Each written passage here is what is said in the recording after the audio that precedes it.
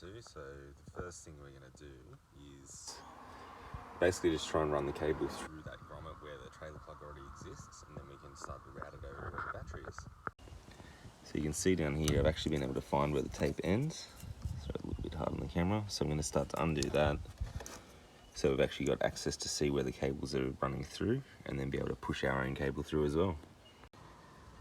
Alright, now I've been able to get some of the tape off. You can actually, well, it might be hard to see, but you can actually roll that plug back a little bit, and then you can see the exposure into the other side. So we're not going to try and not remove too much more tape. And basically what we'll do is cut the split tubing back a little bit to then be able to feed through this smaller section of wire onto the other side, and then we'll start the split tubing on the other side again.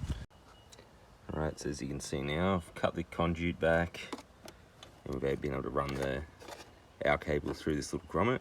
So basically what I'm going to do now is pull this whole length of it through, just so we're not really wasting anything, and then route it where I want it to go.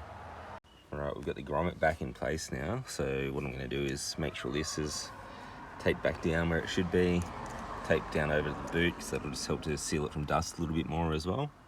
And then that section of it's actually finished. Alright, so now we've got the cable running through the conduit. Should have way more than what we need, but I prefer to have more than less. Now what we've got to look at is where we can actually route this cable without really upsetting anything. But we're just going to try and go in under here, but it looks like the clips from that rear panel might actually interact with that. So the best thing to do is have a look around and see if, like, we know the battery panel is up in here, so have a look and see if there's any other wires you can follow that aren't going to upset anything. So you can see there's these ones along here, so I might have a look at that. To get access to everything on here, there's a panel, turn it to the left, pull it out, pull it straight up. The circuit breaker that's in there is just off something that I did previously, which is actually going to get removed, so might be useful to reuse that. One thing that can be tricky with these, I'm just going to pull this battery panel forward a bit. You see this little clip here? You need to pull it back to unlock the battery. So I was actually able to push my hand up in behind where this fuse box is to be able to do that, to release it. Once you release it, it'll just pop down, and then you should be able to just lift it out like that, and then you get access to everything in here. Alright, so now I'm just removing something old that I did, which was just an Anderson plug that went from this circuit breaker into behind those seats, just so you could put a battery box in there in a really lazy way, but trying to make it a bit more permanent now. So I've removed the positive off the circuit breaker, and then you can see actually where I earthed to last time, which is this bolt here. So I'm going to take the earth off there, but it's good to know that we've got that point we can earth to, and in a sec I'll just show you another thing that's easy to look at for some places you can earth to. So when we're looking at getting an earth, I mean, one of the easiest things you can do obviously is look at the negative post on the battery. Where does it flow to? Down to here. So we know that we've got one there. Another thing we can do is on a multimeter, get it set so that if I basically connect the two things here, we'll get continuity and a beep. So what we'll do is we're just going to get one of these, doesn't matter which one when you get it set like this. Got it jammed into the post there, and then we're going to look at other places. So probably wouldn't use this one, but you can hear the multimeter beeping, so you know that's an earth over there. What I'm more likely to use over here though is the ones closer to the battery, because that's where we're running to. So we've got one here, and as I said, we know this one is. Now, the other thing that you look at though is you'll see the cable that's running to this earth here is much, much bigger than the one that's running back to here. So personally, I'd probably use this one just because it seems to have a more of a solid connection. Alright, so for the cable, we've just followed along here, kind of tucked it in up here, just running it along the floor. There's no real issue with that.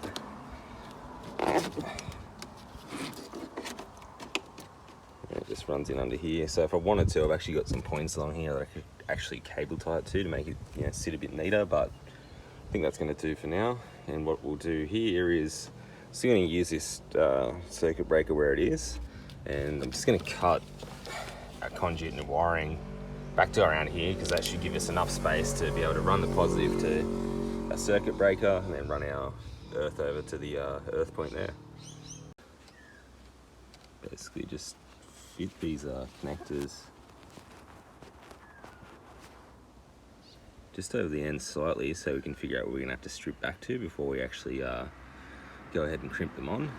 Now, I think I will actually instead use this earth rather than the one that's over there. The reason for that is with the circuit breaker being here, I'd have to split out a lot of the actual sheathing off this twin sheath cable to go back to that other earth.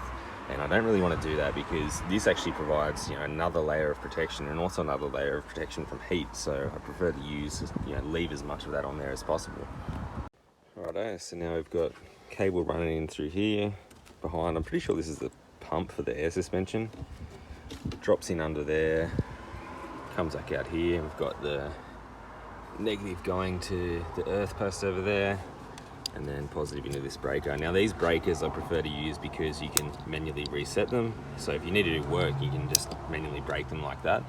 A lot of people say to use, self-resetting fuses. I personally don't think that's the greatest idea. If a fuse or a circuit breaker breaks, it's for a reason, and you should really, if you can, look at it as soon as possible.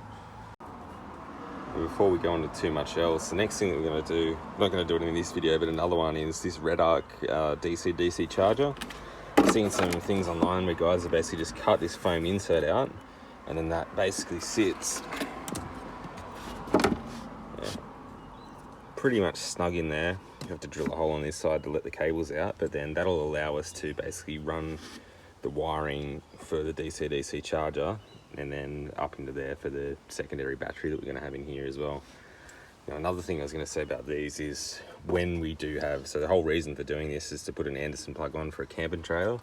The camper trailer is going to have its own battery system, so what we need to be able to do, or what I'd like to be able to do anyway, is isolate the camper trailer from the car dual battery system at times, because we're going to have potentially two 120 amp hour batteries, and having them both charge at the one time can put a lot of load on the system. So what we'll be able to do is basically just pop this panel off, press the button to basically break the circuit to the trailer if we need to, because 120 amp hours should give you quite a few days when you're only running one fridge and a couple of lights, and then it just sort of takes the load off the system while we can let that do the work that it needs to do on the other battery.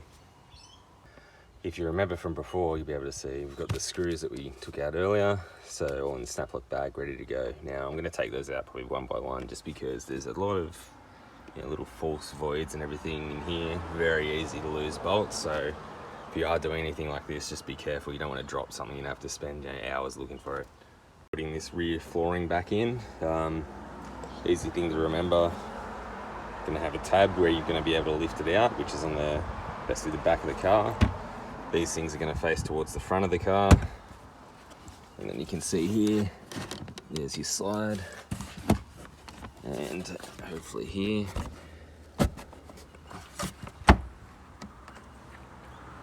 Both our slides are in now. So don't forget, once you've done that though, you've got probably gone a little bit too far looking at where that hole is. You've got your two Phillips head screwdriver holes to actually line up with.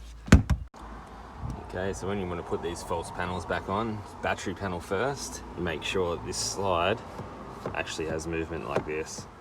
What I've seen a lot of guys do as well is they just run a cable tie up through here, so you've got a little bit more room to pull it when it's back on, because it's kind of hard to reach, so maybe we'll do that before we do this as well. That's back in, and now if I feel around in here, I can actually just grab the end of this cable tie, and if I want to, pull it back, and that'll then release that mechanism, because we're going to need to do some more work here in the future. It is a little bit hard to actually get this panel back on properly, so I'm just going to leave it as it is for now. Now this panel where the jack and everything sits, basically just, you can see there the two clips, they just sort of slide down in there. Much easier than the battery on. And then you just, probably haven't got it aligned properly.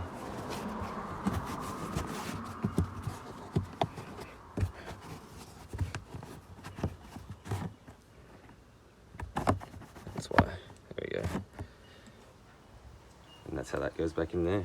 So everything's all back in there. We'll clean up the back of this, and then the next thing to do is actually put the Anderson plug on the bottom of here.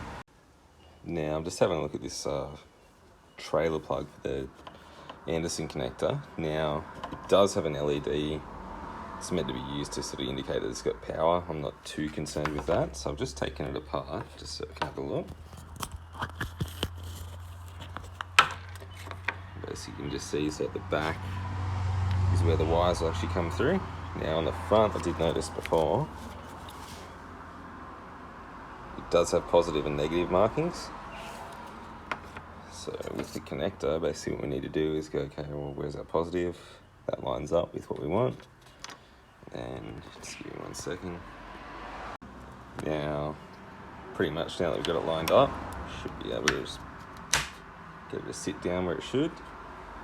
And that's how they sort of fit in there. So you can see at the back's where we're going to bring through the wires, and then just open the front of it up. The front's actually got the two connectors, a bit of a dust seal around it as well, which will be really good. And then the top would then go back on and give you another seal as well. So pretty decent little device for 20 bucks, just to give you a little bit of extra protection. And then it should also actually mount up under that existing trailer plug that we've got, because we've got the different holes that we can mount up to. So we'll give that a try soon. Right, so I've now basically I've crimped the connectors for the Anderson plug, and I've basically pushed them in, so that's all sitting flush now. See the two connectors in there. Now these two bits at the back, I'm not sure if you can see, there's two little sort of guides that they run in. Took a little bit to get those right, but basically you can actually take the other bit out. It has the guides in it. So basically what I was doing before was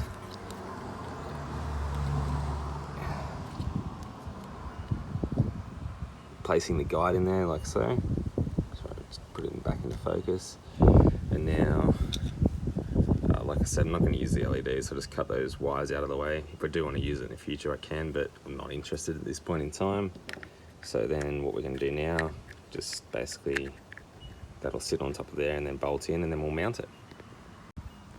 Alright, so just put it in now. Needed to add a, basically it's a 50mm bit of sheet metal that's just been cut down, so it's roughly 100mm across this side.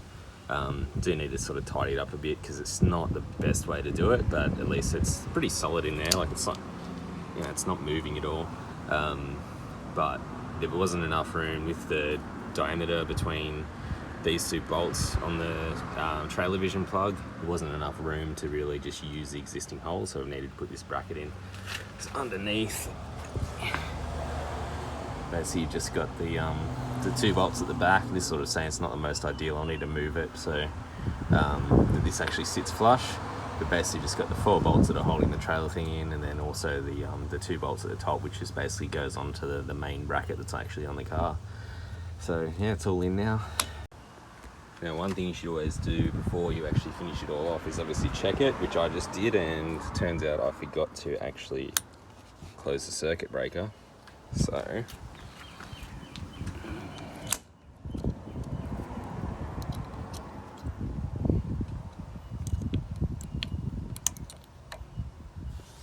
see, we'll be able to see when I move the wires. We've got 12 volt at the plug, which is exactly what we want. And then again, if we need to, so now we've got no power, which is exactly what we want, because if there's an overcurrent or a short circuit, we want that to break, and then to fix it back up, just push it like that. Righto, one more thing to note. So it's reasonably sealed in here, which is good, but what I've just been reading about is if you look at these connectors, when you plug it in there, there's really nothing to stop it, you know, jiggling loose, but you can see it takes a bit of force to actually have that occur. Now, in the actual box, it comes with these little locking tabs, and basically all they do is on the back side of your Anderson plug. Just sit right in there like that. And then the whole idea is, what we're going to do, so I'm just going to plug it in now, and that actually then sits in as a locking tab here, so that if it does shake loose a little bit, it's actually got to shake loose plus knock the tab out and then go all the way up. If you really wanted to protect it a bit more, you could probably, I don't know, screw it in or something like that. It seems that it's okay like that. And they do give you two, so you can have a second one, you know, in the car, just in case something does happen. But they feel pretty snug, so it should be all right.